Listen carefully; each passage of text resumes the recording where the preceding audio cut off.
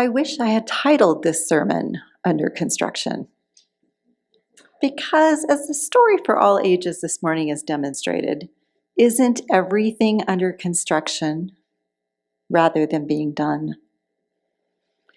And the reading from the Reverend Sarah Lawal, who is just over in Idaho, by the way, reminds us that we are always in the process of creating more comfort, more compassion, more peace, and more justice.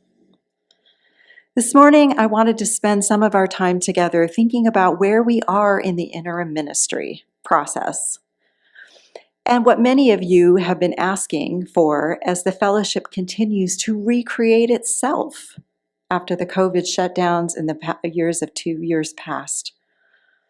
At this point, I have met with over 50 of you, and the number continues to grow, and I've listened to your responses to the questions of what you want more of in the future. So let's take a quick look. That title, Under Construction, reminds me of all that I have read and heard about the purchase of this building and the heart and the building, the heart of what went on during the building expansion, adding a social hall, a religious education wing, a kitchen, because we know how much Unitarian Universalists love good food, and various other spaces in this building. So when I say under construction, if you're thinking about the building, I'm sure a few of you out there get post-traumatic stress disorder, like, oh, we barely made it through, I don't want to do it again. You want to be done, done, and done. So may the walls always be sturdy, and the roof never leak, and the plumbing not be freezing in the winter. But eventually, I hope that there will be so many people here on a Sunday morning that you'll outgrow the current walls. Creating this place of tremendous beauty was not just about logistics and design and budget and aesthetic choices. Those things are all extremely important, but it was also how you were going to work together. And what vision were you creating? So I'm a newcomer. I came here in August, and I could see some things you'd already asked yourselves. How much space would be dedicated to children's religious exploration so that families would feel like this is a place for them? How much space for socializing and perhaps hosting gatherings for the larger community? How would you interact with the neighborhood? What about the space would make it easier for staff and volunteers to carry out the tasks that involve the work of their minds and their hands and their crockpots and their computers? I could see you'd already asked those questions just when I came in to the physical space. And it was not all about constructing walls and kitchen appliances and making a space that would accommodate you. It was also about, what did it say to the newcomer? What does it say to someone who arrives in grief or intense emotion? What questions does it pose for those searching for meaning and mission in their lives? So over the past, 6 weeks, it might have been a little more than that, I have, as I mentioned, met with over 50 of you. I wanted to hear about your experiences with finding this fellowship and what you hope for it in the future.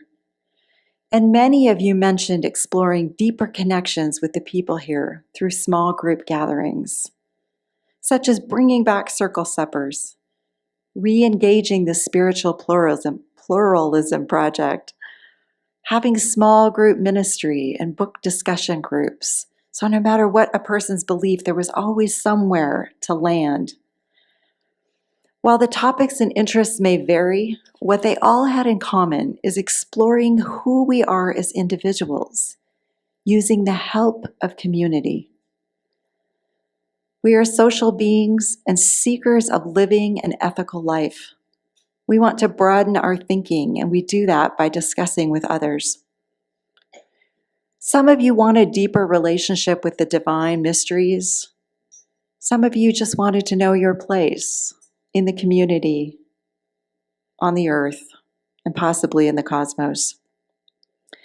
So I heard all of this, and I also heard pretty unanimously, sometimes you just want to laugh together. So in response to you speaking about your wants and needs to people in leadership here, things are starting to happen. Circle suppers are now in the works this coming weekend, and I think the weekend after. I'm leading a book discussion group of the book Cast, which begins next week. In January, there's going to be some small group ministries opportunities for discussion for people who want to explore more emotional growth or spiritual growth as they try to live lives of integrity. The men's group has started again. Family game night continues, and I added on dinner prior to game time because I wanted to make it easier for families to attend. Spiritual pluralism groups have been harder. Other than the humanist group, which met all the way through COVID, we have not been able to restart the other groups. But it's so important to understand how Unitarian Universalist fits in against those other religions and what we have in common with them. I will try to continue to resurrect some of those groups. The Sunday Services Committee has also been hearing pleas from some people that they want to know more about what is happening in the lives of people here at the fellowship. They want to get to know new people better. The vehicle they see, that some people see for this, is returning to allowing people to share their joy and concern at the microphone. And as many of you know, that used to be part of the ritual here before the COVID live streaming. I also heard there was a survey, although I haven't seen it. Keep the microphone, have people be in silence. Does it matter? How? And I heard it sort of came down in a very mixed picture and not definitively. So Sunday Services and I have worked out a place of compromise that we want to try for the next few months. When you arrive, if you would like your joy or concern shared by me up here at the pulpit, you can go over and write on a blue card in a basket over there, and you'll see them a little later in the service. It has to be in there by the time of the story for all ages, because if you saw me sneaking over there to get them this morning, that's why I was up to. So you indicate, do you want it read? And the lay leader or I will share it at the appropriate time. Of course, you continue, but you can still continue just coming up in silence and placing a stone in the water if that is what suits you best. So we're just looking for some sort of balance to try so that we can know more about what is going on with each other if people want to share that, and other people will prefer to remain more private. The other creation here at UUFB is the transition team. A transition team was assembled because I'm an interim minister rather than a called one, which means I will only stay with you until you have a called minister. But rest assured, your committee on ministry will return. The quack box is still over there, and the quack is for, I cannot remember, questions, appreciation, concerns. Anybody know the fourth one? I don't know. Comments, yes. So the quack box, which has a little duck on top of it, is over there, and you can always put comments in there. How many of you don't know that we have a quack box? Okay, that's what I thought. It's over there. And I'm lonely when I open it up and there's nothing inside. I'm like, oh, people must be happy with everything. There's nothing in the quack box. I don't actually think that. But the transition team met this week. We created our covenant. We are creating a mission statement. We'll have a piece in the newsletter telling more about how to help UUFB be in the best spiritual, emotional, and organizational health that you can be in when you have your new minister come. So we're still fine-tuning, but in really big picture, we are just trying to determine what process for getting your input? We'll look at the past and the future because we want to plan for more of what you want. We want to identify concerns that need to be addressed during this transition time. And we want to keep you up to date on actions we will be taking. So transition team members are Linda Clark, Dave Rockefeller, Peg Wary, Diane Nippler, and Cami Grover.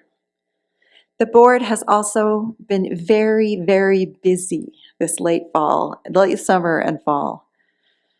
Currently, they're creating goals for the financial health of the fellowship. They're trying to enhance organizational effectiveness, and they're strengthening community. May we all support them in that important work. Feedback and thanks are always appreciated by your board. They are your leadership after all. You voted them in to do the work, and the work needs to serve the congregation as a whole. I just want to add, I go to board meetings, and you have such a multi-talented, hardworking, and board that gets along exceptionally well. So a lot of work gets done there. Another piece of help that I see here. And soon we'll be heading into the stewardship campaign, the time of the year where you are asked what amount of money you can commit to for the next year. Of course, it's about financial support, but it's also about pondering the questions of who do you want to be? UUFB wants to grow and do a better job of serving young adults and families. I've heard really specifically, we want to support families who come through this door to stay and have this be a place that nurtures and sustains them.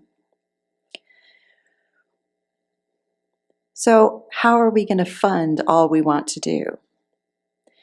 What can we do to provide quality Sunday morning worship for those thirsty for spiritual growth and how to live an ethical life?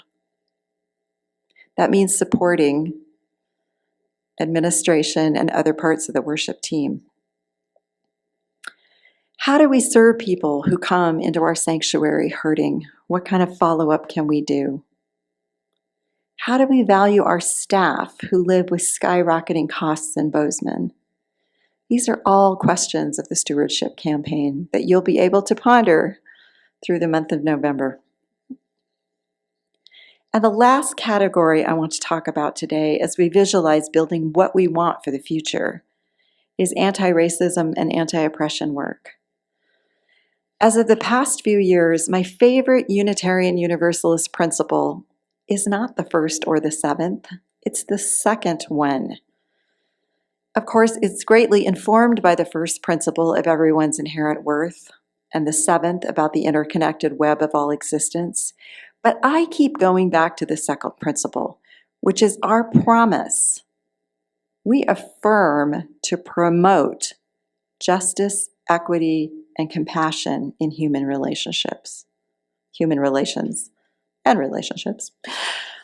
So the second principle says justice, equity, and compassion in human relations. And before that, it says we covenant to promote and affirm. We are mandated by our faith language to engage in social and environmental justice work.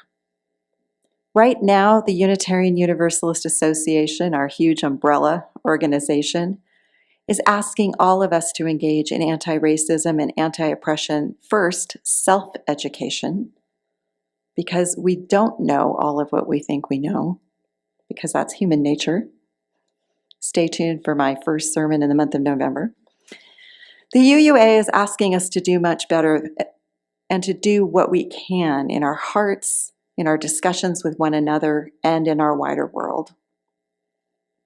I will be bringing educational opportunity on a regular basis, starting with the CAST book group, and I'll move on to offer 2 more things come January. I'll also talk about the controversies about the stance the UUA has taken to rid itself of racism out of all of its structures.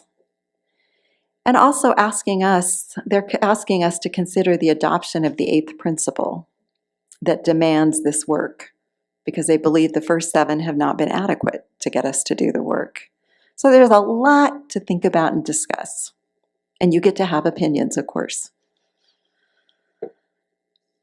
I also want to say from the author and activist, Adrienne Marie Brown, she talks about how much better we do when we discuss difficult things together. She says meaningful collaboration both relies on and deepens relationship. The stronger the bond between people or groups in collaboration, the more possibility you can hold.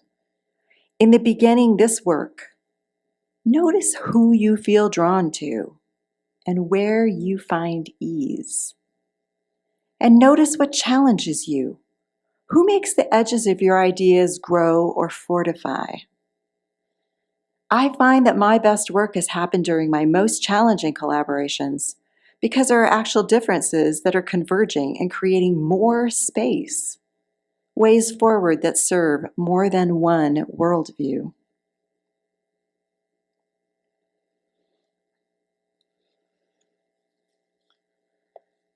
So, in closing,